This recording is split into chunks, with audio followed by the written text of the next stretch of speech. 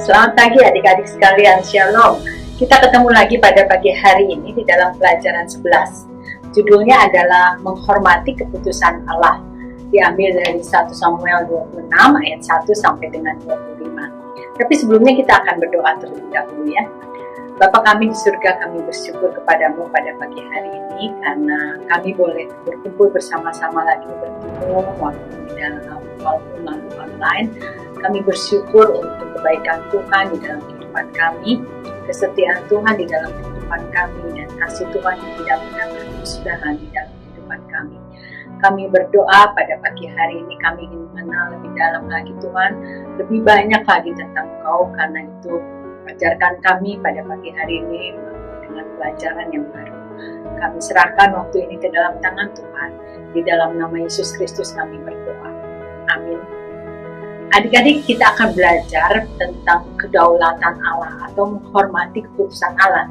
Dan kita juga akan belajar bagaimana kita menghormati atau menghargai orang yang sudah diurapi oleh Tuhan. Adik-adik mulai bertanya-tanya, bukan cerita apa di dalam Alkitab yang berhubungan dengan kedua hal tadi. Kita akan melihat dulu ceritanya atau ayat-ayat Alkitabnya dari 1 Samuel 26 ayat 1 sampai dengan 25.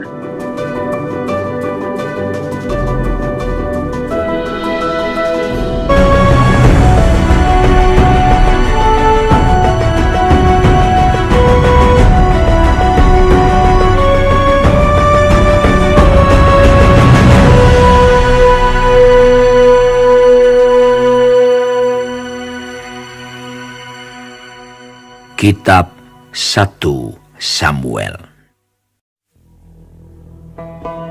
Datanglah orang Zif kepada Saul di Gibea serta berkata, Daud menyembunyikan diri di bukit Hakila di padang belantara.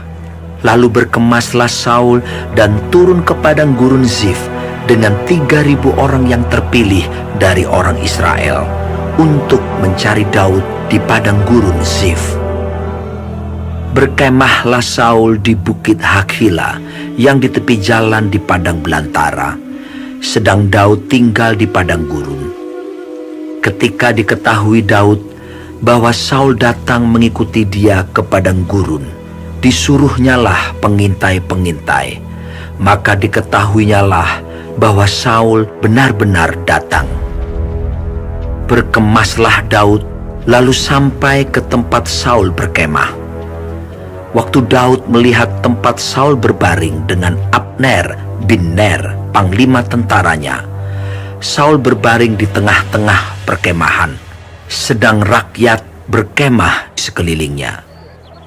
Berbicaralah Daud kepada Ahimelech orang Het itu, dan kepada Abisai anak Zeruya, saudara Yoab, katanya, Siapa turun bersama-sama dengan aku kepada Saul ke tempat perkemahan itu?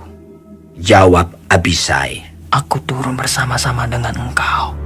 Datanglah Daud dengan Abisai kepada rakyat itu pada waktu malam, dan tampaklah di sana Saul berbaring tidur di tengah-tengah perkemahan, dengan tombaknya terpancung di tanah pada sebelah kepalanya, sedang Abner dan rakyat itu berbaring sekelilingnya. Lalu berkatalah Abisai kepada Daud, Pada hari ini Allah telah menyerahkan musuhmu ke dalam tanganmu. Oleh sebab itu izinkanlah kiranya aku menancapkan dia ke tanah dengan tombak ini. Dengan satu tikaman saja. Tidak usah dia kutancapkan 2 kali. Tetapi kata Daud kepada Abisai, Jangan musnahkan dia. Sebab siapakah yang dapat menjamah orang yang diurapi Tuhan dan bebas dari hukuman? Lagi kata Daud, Demi Tuhan yang hidup, niscaya Tuhan akan membunuh dia. Entah karena sampai ajalnya dan ia mati, entah karena ia pergi berperang dan hilang lenyap di sana. Kiranya Tuhan menjauhkan daripadaku untuk menjamah orang yang diurapi Tuhan. Ambillah sekarang tombak yang ada di sebelah kepalanya dan kendi itu, dan marilah kita pergi. Kemudian Daud mengambil tombak dan kendi itu dari sebelah kepala Saul. Lalu mereka pergi, Tidak ada yang melihatnya, tidak ada yang mengetahuinya, tidak ada yang terbangun, sebab sekaliannya tidur, karena Tuhan membuat mereka tidur nyenyak. Setelah Daud sampai ke seberang, berdirilah ia jauh-jauh di puncak gunung, sehingga ada jarak yang besar antara mereka. Dan berserulah Daud kepada tentara itu, dan kepada Abner bin Ner, katanya, "Tidakkah engkau menjawab, Abner?" Maka jawab Abner, katanya, "Siapakah engkau ini yang berseru-seru pada raja?" Kemudian berkatalah Daud kepada Abner, "Apakah engkau ini bukan laki-laki? Siapakah yang seperti engkau di antara orang Israel? Mengapa engkau tidak mengawal tuanmu raja? Sebab ada seorang dari rakyat yang datang untuk memusnahkan raja, tuanmu itu. Tidak baik hal yang kau perbuat itu. Demi Tuhan yang hidup, kamu ini harus mati. Karena kamu tidak mengawal tuanmu, orang yang diurapi Tuhan itu. Sekarang, lihatlah, di mana tombak raja dan kendi yang ada di sebelah kepalanya." Saul mengenal suara Daud. Lalu ia berkata, Suaramu kah itu, anakku Daud? Jawab Daud. "Suaraku, tuanku raja." Lalu berkatalah ia, "Mengapa pula tuanku mengejar hambanya ini? Apa yang telah kuperbuat? Apakah kejahatan yang melekat pada tanganku? Oleh sebab itu, kiranya tuanku raja mendengarkan perkataan hambanya ini. Jika Tuhan yang membujuk engkau melawan aku, maka biarlah ia mencium bau korban persembahan. Tetapi jika itu anak-anak manusia, terkutuklah mereka di hadapan Tuhan, karena mereka sekarang mengusir aku, sehingga aku tidak mendapat bagian daripada milik Tuhan, dengan berkata, 'Pergilah, beribadahlah kepada Allah lain.' Sebab itu, janganlah kiranya darahku tertumpah ke tanah, jauh dari hadapan Tuhan.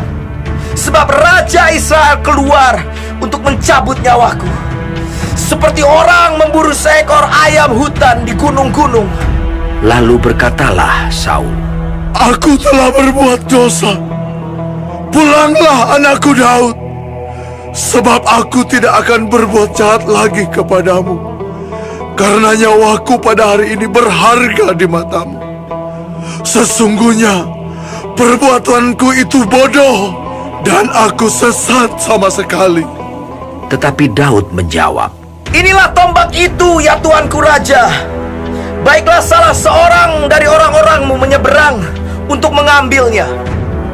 Tuhan akan membalas kebenaran dan kesetiaan setiap orang. Sebab Tuhan menyerahkan engkau pada hari ini ke dalam tanganku.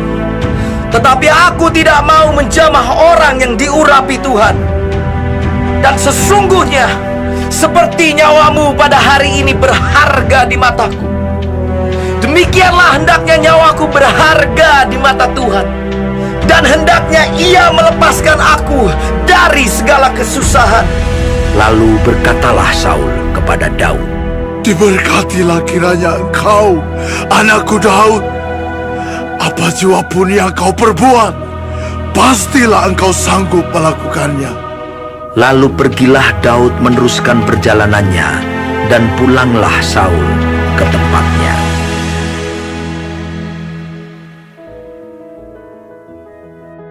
Nah, adik-adik sudah lihat ya, sudah mengerti sekarang, dan sudah ada bayangan siapa yang akan kita bahas nanti dari pengulasan atau dari penjelasan dari Pastor Alex. Kita akan mengerti bagaimana Saul dan bagaimana Daud. Nah, untuk jelasnya kita akan dengarkan bersama-sama ya penjelasan dari Pastor Alex.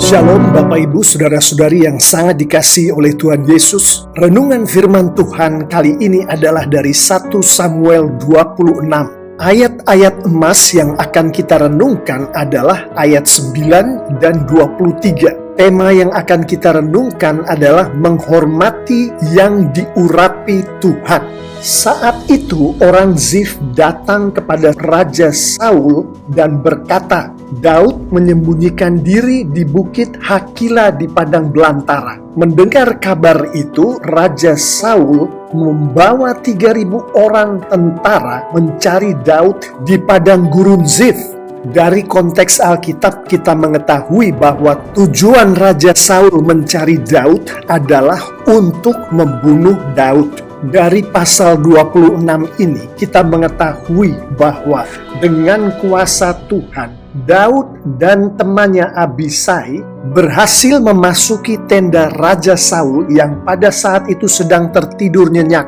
Abisai dan Daud yang saat itu berdiri di samping Raja Saul yang sedang tertidur itu dengan mudahnya dapat saja membunuh Raja Saul. Namun pada saat Abisai hendak membunuh Raja Saul, Daud berkata kepada Abisai, sebagaimana yang disampaikan firman Tuhan di ayat 9, jangan musnahkan dia, sebab siapakah yang dapat menjamah orang yang diurapi Tuhan dan bebas dari hukuman.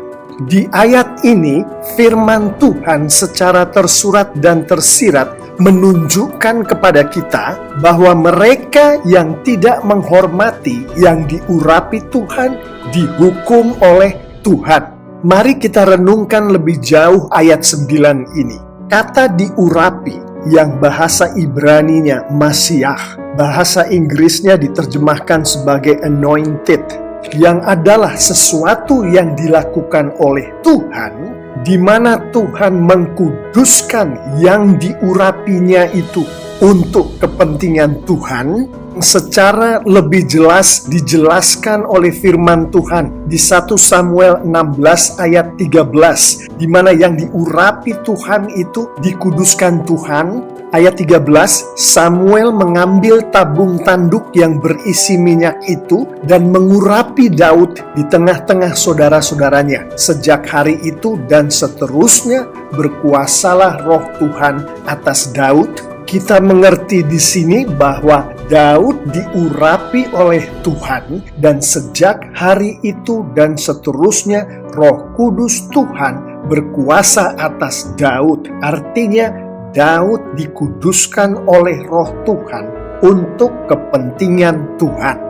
Kata kedua di ayat 9 yang saya ingin kita semua untuk memperhatikan dengan lebih seksama adalah menjamah, yang dalam bahasa Ibrani adalah shalah yad, yang diterjemahkan di dalam salah satu Alkitab versi bahasa Inggris stretch forth his hand, yang di dalam bahasa Indonesia sehari-hari dikatakan berbuat jahat, ditafsirkan sebagai tidak menghormati, tidak menghargai, melecehkan. Kata atau frasa berikutnya di ayat ini yang saya ingin kita semua memperhatikan adalah bebas dari hukuman tanda tanya. Di dalam konteks ayat ini yang dimaksud adalah orang yang menjamah, orang yang diurapi oleh Tuhan pasti akan kena penghukuman yang datangnya dari Tuhan. Dengan memperhatikan ketiga kata atau frasa tadi, maka ayat 9 ini untuk mudahnya dapat ditafsirkan, jangan tidak kamu hargai dia.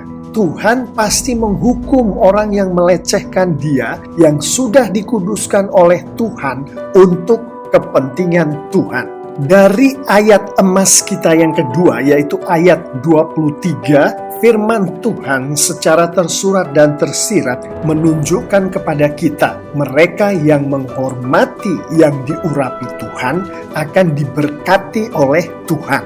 Ayat 23, Tuhan akan membalas kebenaran dan kesetiaan setiap orang, sebab Tuhan menyerahkan engkau pada hari ini ke dalam tanganku, tetapi aku tidak mau menjamah orang yang diurapi Tuhan. Kita kembali melihat kata diurapi yang dalam bahasa Ibraninya Masiah tadi. Kita juga kembali melihat kata menjamah yang dalam bahasa Ibraninya shalah yad tadi. Namun tidak seperti di ayat 9, di ayat 23 kata menjamah ini berada di dalam konteks tidak mau menjamah. Sehingga di dalam konteks ini kata menjamah lengkapnya tidak mau menjamah berarti tidak berbuat jahat, menghormati, menghargai, tidak melecehkan. Kalau di ayat 9 firman Tuhan mengatakan mereka yang menjamah akan dihukum oleh Tuhan, maka di ayat 23 ini secara tersurat dan tersirat firman Tuhan mengatakan mereka yang tidak mau menjamah, orang yang diurapi Tuhan, akan memperoleh balasan kebenaran dan kesetiaan yang datangnya dari Tuhan. Kata membalas di sini yang bahasa Ibraninya shub, bahasa Inggrisnya di dalam salah satu versi Alkitab bahasa Inggris gives, gifts, yang di dalam Alkitab versi bahasa Indonesia sehari-hari memberkati. Tuhan memberkati mereka yang tidak menjamah orang yang diurapi Tuhan. Untuk mudahnya ayat 23 ini dapat ditafsirkan sebagai Tuhan memberkati setiap orang yang menghargai, tidak melecehkan dia yang sudah dikuduskan Tuhan untuk kepentingan Tuhan. Menggabungkan kedua ayat emas kita ini, kita mengerti secara tersurat dan tersirat bahwa firman Tuhan mengatakan, jangan tidak kamu hargai dia. Tuhan pasti menghukum orang yang tidak menghargai, tidak menghormati, melecehkan dia yang sudah dikuduskan oleh Tuhan untuk kepentingan Tuhan. Sebaliknya, Tuhan memberkati setiap orang yang menghargai, menghormati, tidak melecehkan dia yang sudah dikuduskan Tuhan untuk kepentingan Tuhan. Di 1 Samuel pasal 26 ini kita mengetahui bahwa yang diurapi oleh Tuhan adalah Raja Saul, seorang anak Tuhan, seorang manusia. Mari kita renungkan lebih jauh lagi. Apakah hanya manusia saja yang dapat diurapi oleh Tuhan? Dari Kejadian 28 ayat 11 kita mengetahui bahwa yang diurapi adalah batu peringatan, tugu. Dari Keluaran 30 ayat 22 sampai 28 kita mengetahui bahwa yang diurapi adalah kemah pertemuan dan tabut hukum, meja dengan segala perkakasnya, kandil dengan perkakasnya, mezbah pembakaran ukupan, mezbah korban bakaran dengan segala perkakasnya, bejana pembasuhan dengan alasnya. Dari 1 Raja-Raja 19 ayat 16 kita mengetahui bahwa yang diurapi adalah raja, yang diurapi adalah nabi. Ternyata manusia yang diurapi oleh Tuhan bukan hanya raja-raja atau nabi-nabi, orang-orang penting. Dari 1 Samuel 16 ayat 13 kita mengetahui bahwa yang diurapi adalah seorang anak muda, seorang gembala kambing dan domba. Dengan merenungkan semua itu tadi, mari kita tutup renungan kita akan menghormati yang diurapi Tuhan ini dengan penerapan di dalam kehidupan kita sehari-hari. Bapak, Ibu, Saudara-saudari yang sangat dikasihi oleh Tuhan Yesus, mengetahui akan siapa saja, apa saja yang diurapi oleh Tuhan. Mari kita renungkan hal-hal berikut, hal-hal yang ada di dalam kehidupan kita sehari-hari, mengenai apakah hal-hal ini juga diurapi oleh Tuhan. Bagaimana dengan peralatan ibadah seperti Alkitab? Bagaimana dengan tempat ibadah seperti gedung gereja, atau kalau kita beribadah di rumah di dalam altar keluarga seperti rumah kita? Bagaimana dengan pendeta, dengan guru-guru sekolah minggu, dengan gembala-gembala care group, ketua-ketua KPW, sesama anak Tuhan, mentor kita di dalam iman, kakak rohani kita, apakah mereka ini atau hal-hal ini juga diurapi oleh Tuhan? Lalu bagaimana dengan ibadah raya di gereja? Pertemuan-pertemuan care group? Bagaimana dengan pertemuan-pertemuan di kelas sekolah minggu? Ibadah jam doa? Apakah hal-hal ini juga diurapi Tuhan? Lalu bagaimana dengan ibadah altar keluarga? Dengan pernikahan kita? Dengan pekerjaan kita? Dengan pelayanan kita? Apakah hal-hal ini juga diurapi oleh Tuhan? Dari renungan kita atas ayat-ayat tadi, kita mengetahui secara tersurat dan tersirat firman Tuhan menyampaikan kepada kita bahwa semua tadi hal-hal atau mereka-mereka yang saya sebutkan tadi dapat diurapi oleh Tuhan. Dan dari konteks Alkitab kita mengetahui pada saat seseorang atau sesuatu diurapi oleh Tuhan, Roh Kudus Tuhan berada padanya dan mengkuduskan seseorang atau sesuatu itu untuk kepentingan Tuhan, maka bukan lagi seseorang atau sesuatu itu yang kita hadapi, tetapi Roh Kudus Tuhan yang sudah diurapkan dan berada pada seseorang atau sesuatu itu yang kita hadapi. Itulah sebabnya firman Tuhan mengatakan jangan tidak menghormati, jangan tidak menghargai, jangan melecehkan seseorang atau sesuatu yang sudah diurapi oleh Tuhan. Karena dengan tidak menghormati, tidak menghargai, melecehkan seseorang atau sesuatu yang sudah diurapi oleh Tuhan, artinya kita tidak menghormati, tidak menghargai, melecehkan Roh Kudus Tuhan. Perlu kita ketahui, Bapak Ibu Saudara-saudari yang sangat dikasihi Tuhan Yesus, pada masa Nabi Samuel dan nabi-nabi di Perjanjian Lama, Tuhan mengurapi dengan minyak pengurapan, minyak urapan. Dan Tuhan melakukan pengurapan ini dengan mempergunakan hamba-hambanya. Di hari-hari ini, urapan Tuhan diberikan oleh Tuhan Yesus melalui Roh Kudus Tuhan. Tuhan mempergunakan hamba-hambanya, anak-anaknya yang di dalam mereka ada Roh Kudus Tuhan melalui doa untuk mengurapi seseorang atau sesuatu yang Tuhan mau urapi. Untuk memudahkan penerapan dari renungan kita kali ini, anggap sajalah seseorang atau sesuatu itu adalah kata itu di dalam tanda kutip. Perhatikan hal berikut. Anda percaya itu datangnya dari Tuhan? Pertanyaan selanjutnya adalah, Anda menyerahkan itu di dalam tanda kutip untuk kemuliaan Tuhan? Pertanyaan selanjutnya lagi, Anda mendoakan itu di dalam tanda kutip dengan penuh iman? Jika jawaban Anda adalah benar atau iya untuk ketiga pertanyaan ini, maka itu yang adalah seseorang atau sesuatu adalah seseorang atau sesuatu yang diurapi oleh Tuhan. Maka 1 Samuel 26 ayat 9 dan 23 berlaku di dalam situasi ini.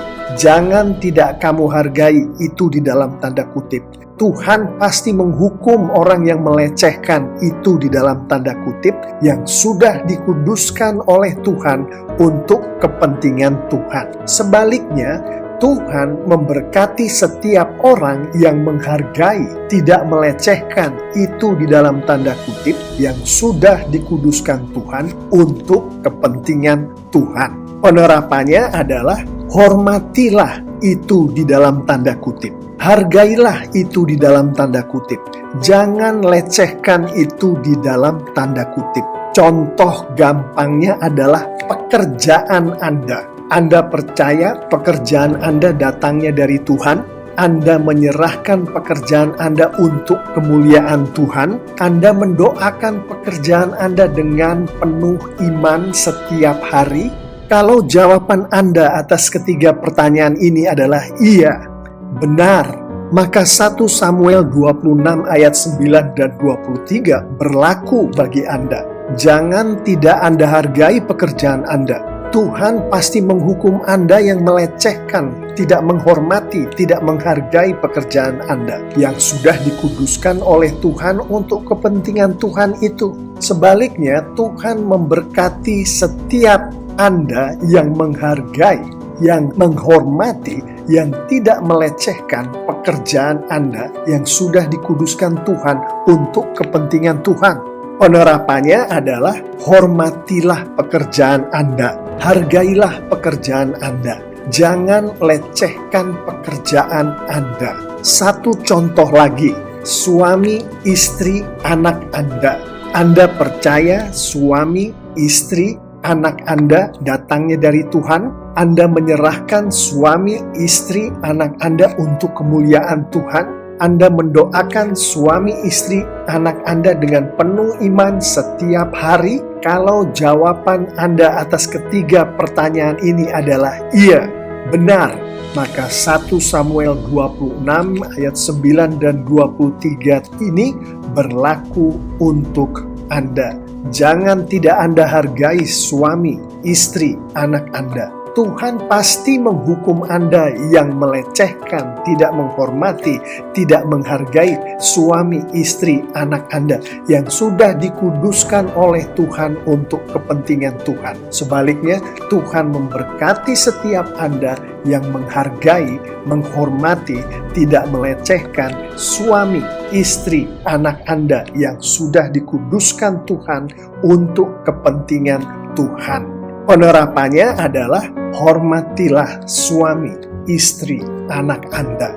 Hargailah suami, istri, anak Anda. Jangan lecehkan suami, istri, anak Anda. Saya mengimani jika kita semua anak-anak Tuhan melakukan firman Tuhan yang baru saja kita renungkan ini, lengkap dengan penerapan-penerapannya, maka Tuhan kita dipermuliakan. Alkitab mengatakan anak-anak Tuhan yang mempermuliakan Tuhan akan diberkati oleh Tuhan dengan luar biasa. Amin.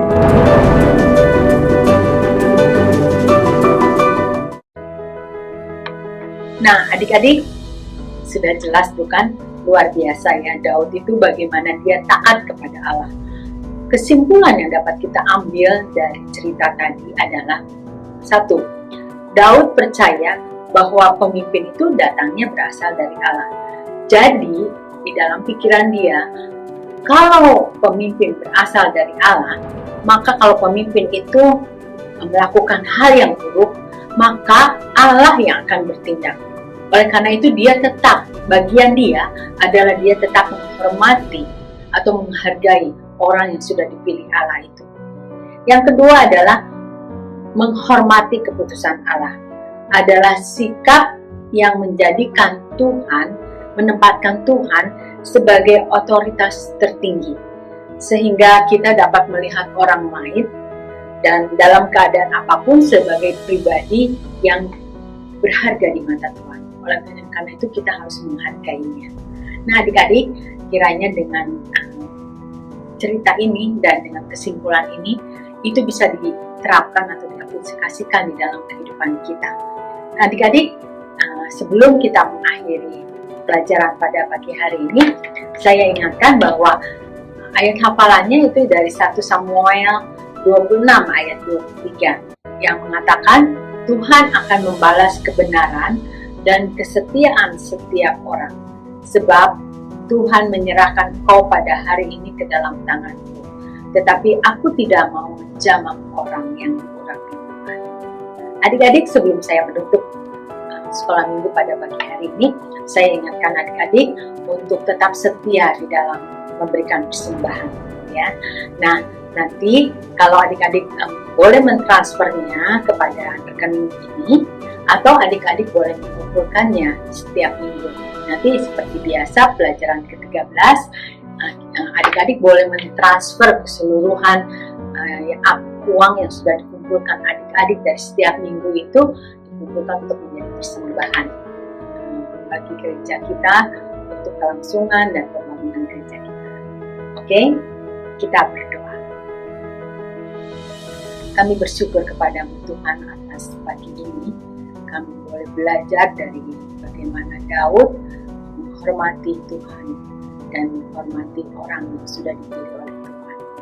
Ajar kami untuk tidak menjadi orang hakim di dalam kehidupan kami Bapa, tetapi kami hanya melihat bagaimana Tuhan bertindak dan bagaimana Tuhan sudah merancangkan sedemikian rupa hal-hal yang benar yang harus kami lakukan. Kami serahkan minggu yang akan datang di dalam tangan Tuhan, di dalam kami menjalankan aktivitas kami.